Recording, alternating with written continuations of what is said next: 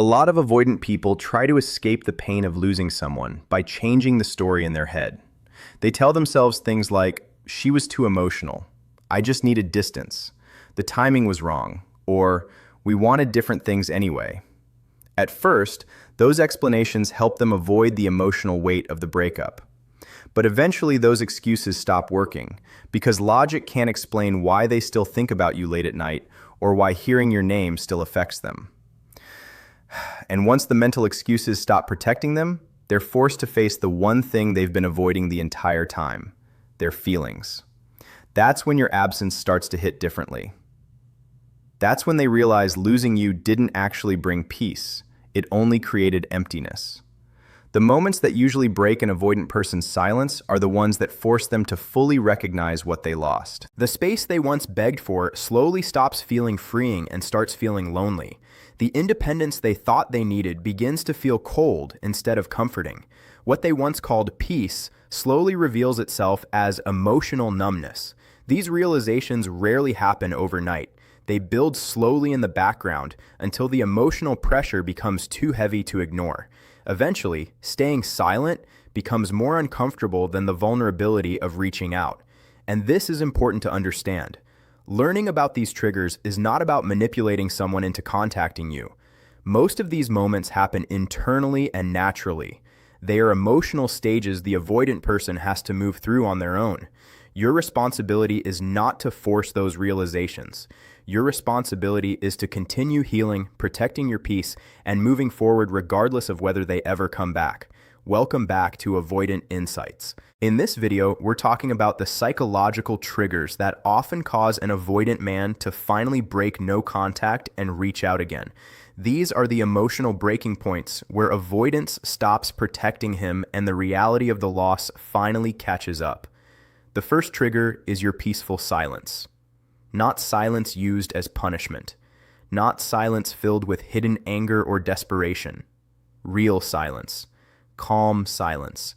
The kind where you are no longer chasing, begging, explaining, or trying to be understood.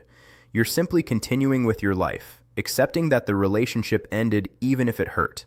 This type of silence completely disrupts the patterns avoidants expect.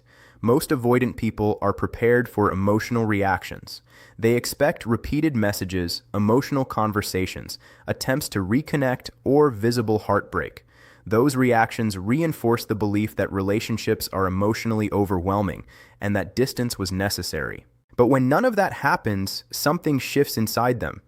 When you remain calm and grounded, they no longer have anything to push against. Your silence quietly communicates something they didn't expect. You are capable of living without them.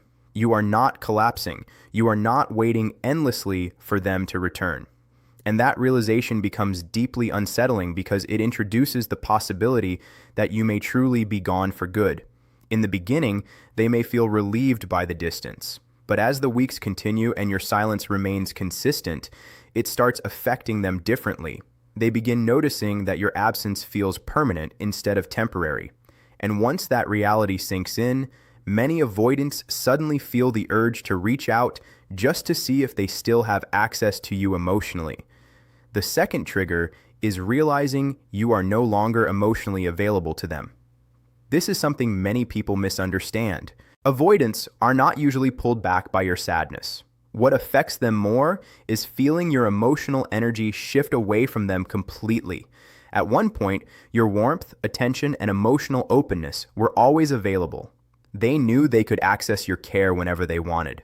But now, the emotional door feels closed.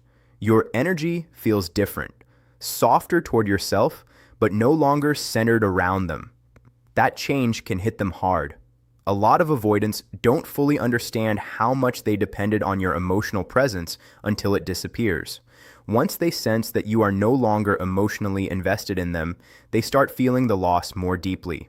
This usually shows up in subtle ways.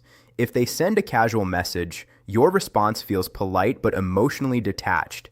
If they bring up old memories, you no longer respond with the same warmth. You're not angry or cruel. You're simply no longer emotionally available in the way you once were. And strangely enough, that emotional distance often affects them more than anger would. Anger still carries emotional attachment. Indifference feels final. That's why some avoidants suddenly begin reaching out more once they feel your emotional withdrawal is real. They start testing whether they can still access the version of you that used to comfort them. And when they realize that version is no longer freely available, the fear of truly losing you becomes stronger. The third trigger is seeing you genuinely happy without them. One of the biggest mistakes people make is thinking an avoidant will come back because they see you suffering. In reality, what often shakes them emotionally is seeing you genuinely doing well, not fake happiness designed to make them jealous, not forced social media performances, real peace, real growth, real stability. When they notice that you are smiling again, rebuilding your life, reconnecting with yourself, or becoming stronger without them, it creates a powerful emotional reaction. Because deep down, many avoidants expected your life to fall apart after the relationship ended. They assumed their absence would permanently affect you. But seeing you thrive challenges that belief completely. It forces them to reconsider the story they told themselves about the breakup. Suddenly, they begin wondering whether they walked away from someone truly valuable. They begin questioning whether the relationship itself was actually the problem. And when your happiness no longer depends on their presence, it creates something many avoidants struggle with deeply: fear of missing out. They start realizing that life is continuing without them, that you are healing without them, that someone else may eventually experience the version of you they failed to appreciate. And that realization can become one of the strongest emotional triggers of all. Both realizations create a quiet urgency inside them, a pressure that builds slowly over time.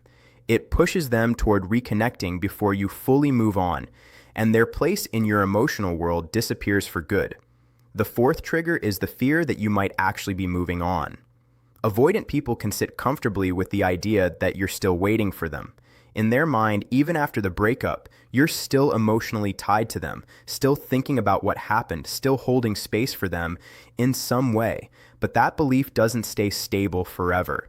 As time passes and you remain silent, as your life starts to expand again, as your energy shifts toward growth, peace, and new direction, something starts to shift in their thinking. They begin to question what they once assumed was guaranteed.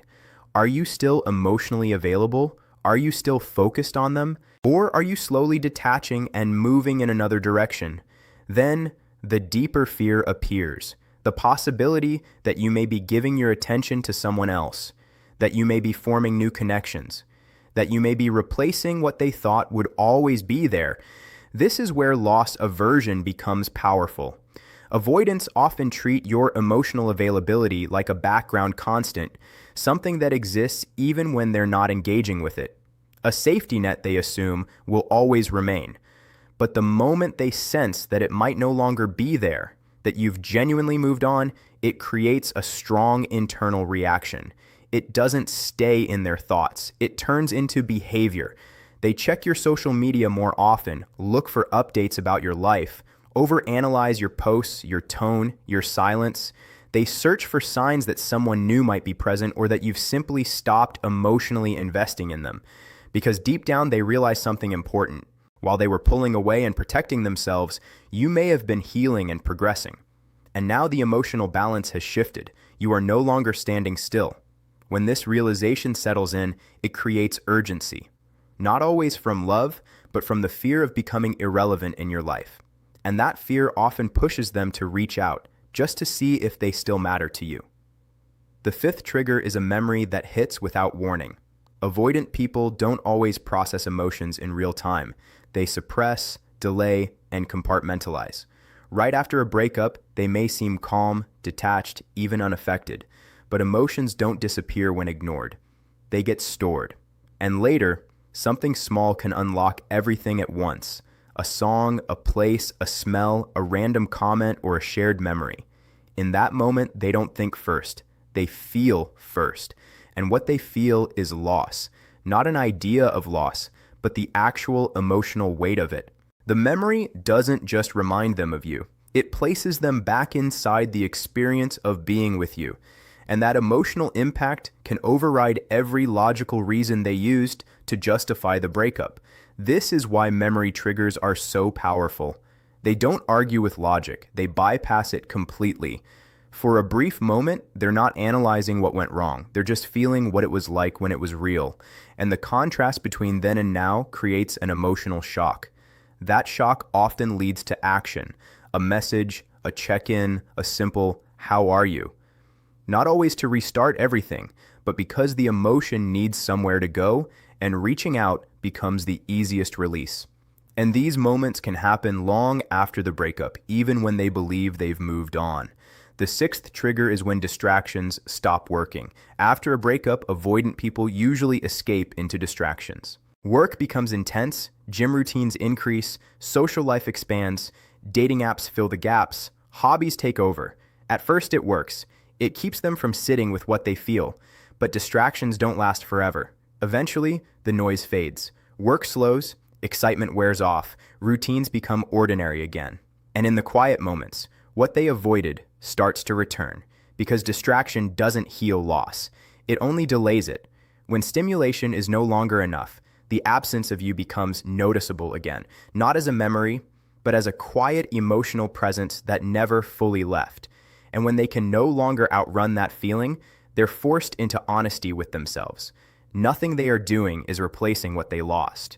That realization often becomes the moment where reaching out feels like the only way to temporarily ease the discomfort. The seventh trigger is a loneliness they can't explain. There's a difference between being alone and missing someone specific. Avoidant people are often comfortable with solitude. They can function, work, socialize, and stay busy without needing constant connection. But specific loneliness is different. It's not, "I feel alone," it's, "I miss you." And that difference changes everything, because no matter who is around them, something still feels missing. Conversations feel less meaningful. Moments feel incomplete. Even good experiences feel slightly empty, because they aren't shared with the one person their mind keeps returning to. They start thinking of you in ordinary moments, things they would normally tell you, experiences they know you would understand, feelings they can't fully share with anyone else. And each time, they're reminded that what they had with you was not generic, it was specific, and nothing replaces that specificity. This is when loneliness becomes harder to ignore, not because they lack people, but because they miss one particular person. And when that realization finally settles in, it often becomes the final push. They don't reach out because everything is healed. They reach out because the feeling of missing you becomes stronger than their fear of vulnerability. In the end, it's not about timing or strategy. It's about whether they're willing to face what they tried to avoid, and whether the connection was real enough for them to come back when silence finally tells the truth.